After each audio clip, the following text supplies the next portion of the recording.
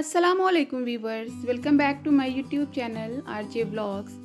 तो वीवर्स, ये है शाम का टाइम। अफ्तार करने के बाद हम लोग जो है थोड़ी सी ऐसे ही आउटिंग करने के लिए बस घूमे थोड़ी देर और फिर घर वापस आ गए थे।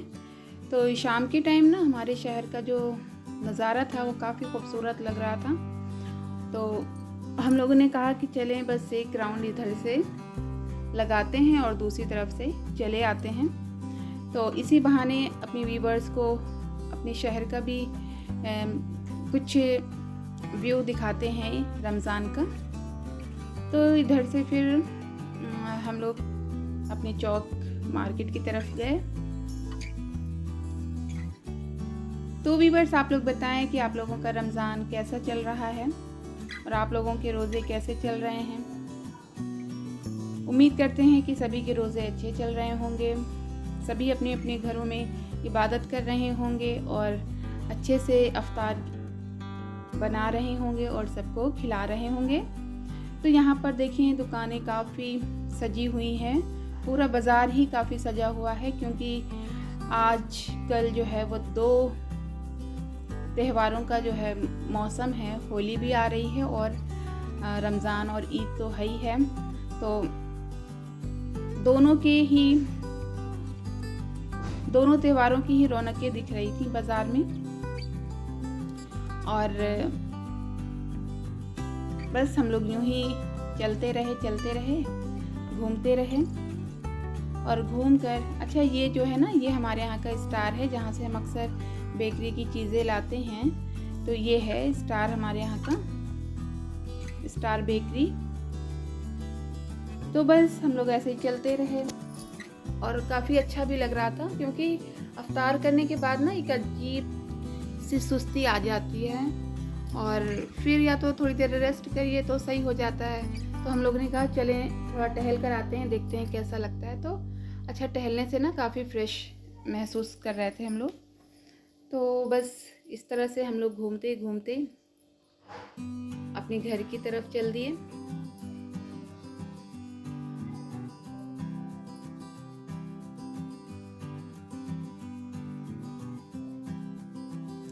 और फिर ये है नेक्स्ट डे की वीडियो। ईद की पहली शॉपिंग करने के लिए हम लोग जा रहे हैं, क्योंकि सबसे पहला काम तो हस्बैंड का ही होता है ना। उनका जो ड्रेस होता है वो सिलने में काफ़ी टाइम लगता है।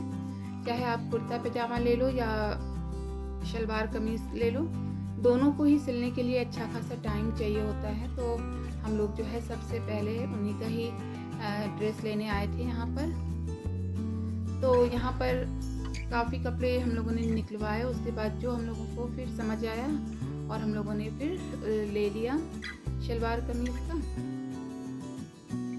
और जो कुर्ता पजामे का भी था। दोनों में से जो उनको समझ आया उन्होंने लिया,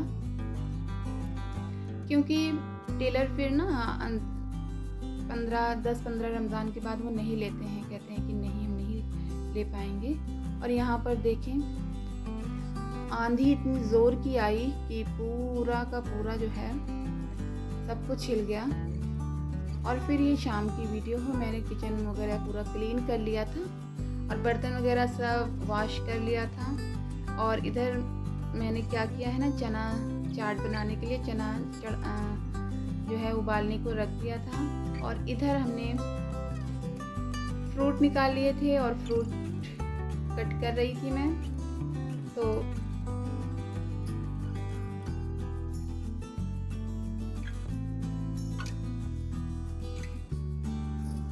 यहाँ पर मैंने केला और सेब दोनों चीज़ मैं काट रही हूँ। तो ये कट गया हमारा केला। और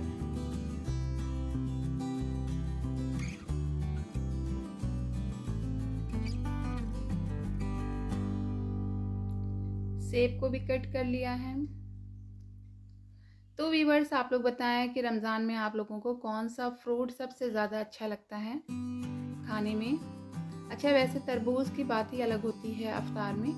इफ्तार में अगर आप तरबूज खाइए ना तो एक अलग सी फ्रेशनेस देता है तरबूज। तो अक्सर मैं तरबूज भी ले लेती हूँ। और यहाँ पर हमारे यहाँ जो है केले और सेब और अनार ये आए थे, तो फिर उसी में से मैंने काट लिया।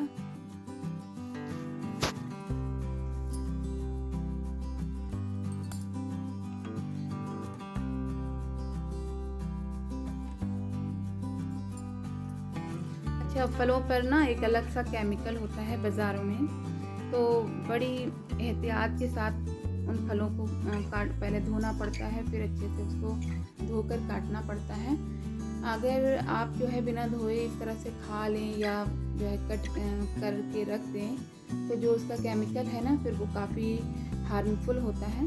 तो सबसे अच्छा है ना कि अगर आप हल्का सा गर्म पानी कर लें और उससे फल को धोएं, तो वो ज़्यादा अच्छा है, क्योंकि उस पर जो केमिकल होती है, जहाँ तक आप देखें सारे फलों में पर जो है वो केमिकल की परत होती है। अक्सर आप सेब लाइए ना, सेब के ऊपर उस पर वो चमके, तो इसके लिए मोम की एक परत चढ़ाए होते हैं। तो इसलिए जो है काफ़ी एहतियात के साथ हमें फलों को धोना चाहिए, फलों क्या सब्जियों को भी धोना चाहिए, क्योंकि हर चीज़ों पर ही एक तरह का केमिकल होता है।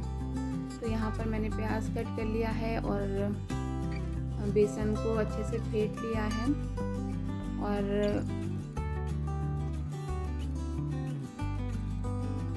बैगन को कट कर लिया है।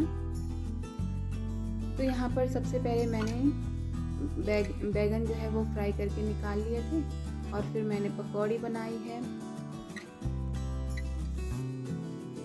अच्छा, ये कहा जाता है ना कि अपने अफ्तार की जो वीडियो है या अफ्तार की जो तस्वीरें हैं उसको सोशल मीडिया पे ना डालें। जिनके पास मतलब वो सब चीज़ें जिनको नहीं मिलती हैं, तो उनको देखकर ये अफसोस होगा। तो ये बात अच्छी है, समझ में आने लायक भी है, क्योंकि जहाँ तक हो सके हमें नहीं डालनी चाहिए। और कुछ लोगों के पास अल्लाह ताला ने बहुत कुछ दिया है और कुछ को रोज़ा खोलने के लिए एक खजूर भी नहीं है उनके पास, तो इसलिए हमको जहाँ तक हो सके उन सब चीज़ों का ध्यान भी रखना चाहिए। अच्छा, तो यहाँ पर देखिए हमारी पकौड़ी अच्छे से फ्राई हो गई है। देखिए कितना अच्छा सा गोल्डन सा कलर आया है।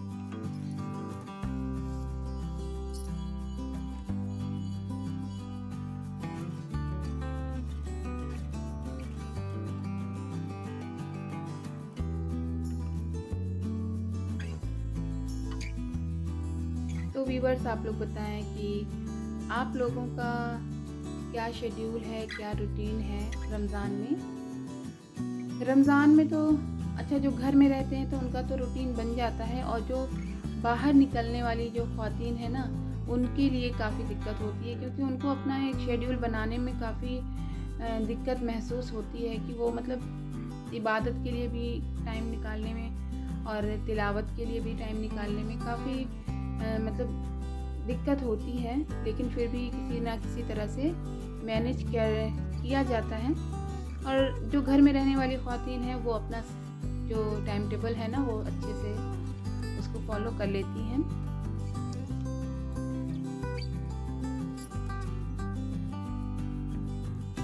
तो जहाँ तक हो सके हमें रमज़ान में अपने सभी का ख्याल रखना चाहिए। जो हमारे आसपास के लोग हैं, रोज़ा रखते हैं और उनको मतलब अफ्तार उनके पास नहीं है, तो जहाँ तक हो सके हम लोगों को उनको अफ्तार पहुँचाना चाहिए। और अच्छा, बहुत से लोग ऐसे भी होते हैं जो सबसे ज़्यादा हकदार होते हैं ना, वो आपको बताते नहीं हैं कि हमारे पास ये नहीं है। तो उन हकदारों को पहचानना, उनको ढूंढना जो है वो काफ़ी बड़ा मुश्किल काम है। और मेन जो हकदार हैं वो वही हैं जिनके पास नहीं है और वो कह भी नहीं पाते हैं। तो जहाँ तक हो सके हमें अपनी नज़रों को दौड़ाना चाहिए और कि हाँ, ऐसे लोग कहाँ पर हैं, किनको ज़्यादा ज़रूरत है। तो इन सब चीज़ों का भी ध्यान हमें रखना चाहिए, चाहे वो ज़कात के ज़रिए हो या राशन के ज़रिए हो या पैसों के ज़रिए हो, हमें उनकी इमदाद करनी चाहिए। अच्छा, इमदाद का भी एक बड़ा मसला है कि हमें शो ऑफ नहीं करना है इमदाद में कि हम किसकी इमदाद कर रहे हैं। शो ऑफ कर दिया ना तो हमारा जो ज़कात है वो फिर उसका कोई फ़ायदा नहीं। बस आप जाने, अल्लाह जाने, और जिसको आप दे रहे हैं वो जाने। इसके अलावा जो है आप किसी चौथे को नहीं बता सकते कि हाँ हमने ये किया वो किया, या ये सब चीज़ें फिर अल्लाह ताला के नज़दीक जो है कबूल नहीं होती हैं। तो यहाँ पर हमारी पकौड़ी जो है हो रही है।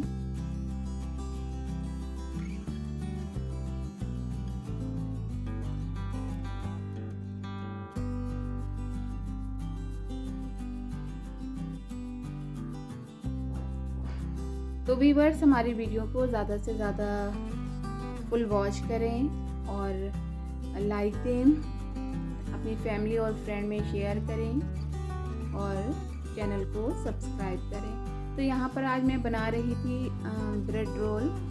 तो यहाँ पर देखिए मैं आलू जो है ना उसको बॉयल कर लिया था, उसको मैश कर रही हूँ। अब इसमें जो है मैंने डाला था थोड़ा सा ब्रेड क्रम्स और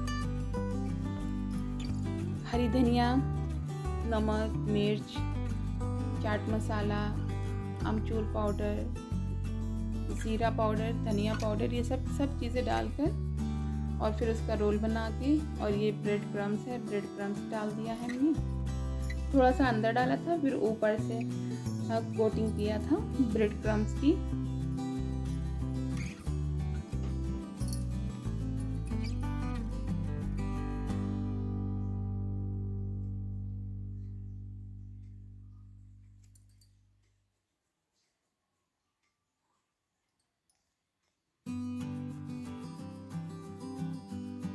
अच्छा, रमज़ान में आप ये सोचें ना फिर कि हर दिन क्या नया बनाया जाए।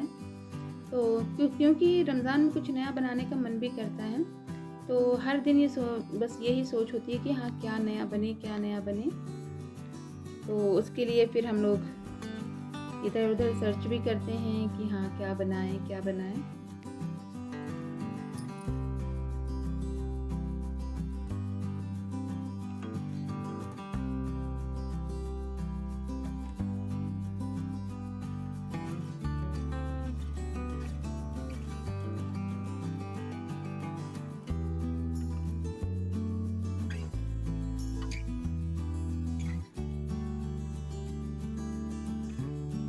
अच्छा, इस टाइम ना हमारे यहाँ एक लोग अफ्तार देने आ गई थी।